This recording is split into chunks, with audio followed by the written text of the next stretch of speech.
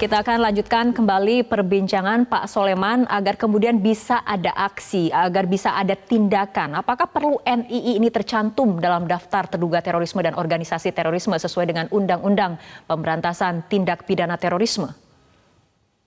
Nah, untuk masuk dalam daftar itu harus ada perbuatan terlebih dahulu.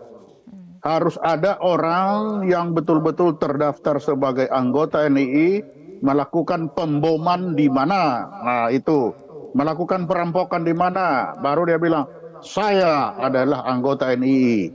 Nah, itu baru bisa masuk. Kalau itu tidak ada, ya tidak bisa.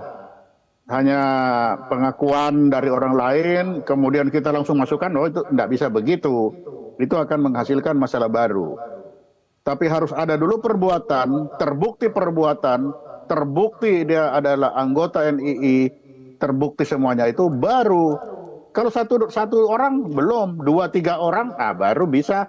Oh ya, NII ini sudah banyak, sehingga mereka adalah kelompok atau orang-orang yang menganut radikalisme. Mereka adalah para teroris yang berkumpul. Nah itu, kalau sudah ada perbuatan. Kalau perbuatannya belum ada, ya belum bisa. Oke. Gitu. Untuk NII KW9 sendiri apakah sama dengan NII lainnya, Pak Soleman? Sebenarnya mereka itu sama aja, itu kan hanya pembagian wilayah aja.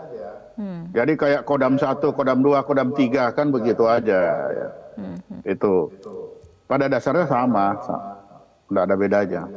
Oke, pada dasarnya sama seperti itu. Tapi tadi dikatakan oleh Pak Soleman, NII ini tidak bisa kemudian dimasukkan dalam daftar DTTOT karena tidak ada perbuatan, tidak ada aksi ya, seperti itu. Artinya apakah ini juga kemudian membuat Al Zaitun juga menjadi tidak bisa tersentuh oleh pasal-pasal itu, Pak Soleman? Ya betul, kita tidak bisa memaksakan langsung ini harus masuk. Nggak bisa, harus buktikan dulu bahwa ada perbuatannya, ada aturan yang dia langgar. Ini kan kita negara hukum. Kalau kita memaksakan, maka akan menghasilkan masalah baru. Mereka akan melakukan perlawanan, masalah baru akan lahir. Jadi betul-betul kalau memang betul ada, seperti tadi Pak Ito bilang, tolong Pak Ken itu, kalau memang ada orang-orang yang betul-betul NII itu apa perbuatannya, ya mengakulah atau kasih tahu di mana supaya itu bisa dijadikan bukti. Tapi kalau hanya sekedar dinyatakan seperti itu, tidak ada buktinya, itu susah, tidak bisa. Tidak bisa kita memaksakan kehendak tanpa ada bukti.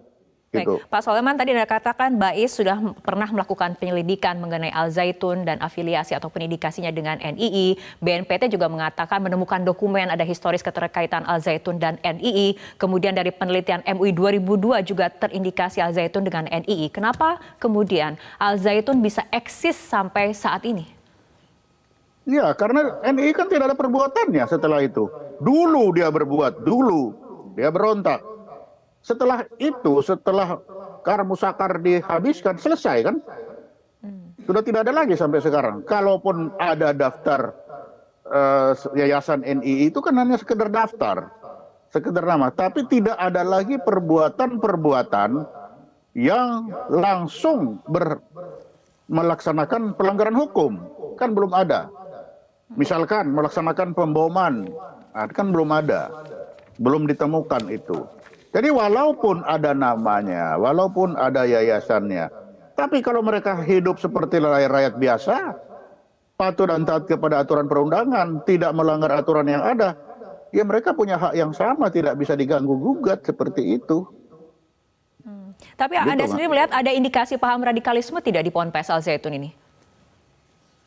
Kalau sampai sekarang kan tenang-tenang aja, belum ada. Kalau ada ya, sudah pasti ada yang di luar ketangkap, lalu dari mana? Oh ini lulusan Al Zaitun. Ini kan belum ada yang mengaku lulusan Al Zaitun, atau di dalam Al Zaitun sendiri terjadi kekisruhan di dalam, sehingga di dalam menghasilkan masalah radikalisme, kan belum ada, belum kelihatan. Faktanya belum ada. Makanya kalau saya baca lihat di YouTube itu, ya tolong dibuktikan itu. Jangan sampai itu hanya sebagai cerita saja. Kalau cerita tanpa perbuatan, maka dongeng jadinya. Oke. Tapi Pak Soleman, dengan Ya, melihat eksistensi Al Zaitun sendiri hingga saat ini, apakah menurut Anda ada hubungannya dengan politik? ya bisa saja. Sekarang itu, apapun, siapapun yang punya orang banyak itu pasti punya hubungan dengan politik. Sudah pasti itu, tidak mungkin tidak. Akan dimanfaatkan untuk politik. Sudah pasti. Hmm. Itu orang banyak, suara berapa banyak itu di sana. Oke, baik, kita tunggu Bisa saja saja. kemudian. Ya, langkah dari pemerintah berikutnya kita tunggu seperti apa, karena kemudian juga masyarakat masih menunggu kemudian langkah tegas dari pemerintah terkait polemik Al Zaitun ini sendiri. Terima kasih Pak Soleman Ponto telah berbincang bersama kami malam hari ini dalam Prime Time News.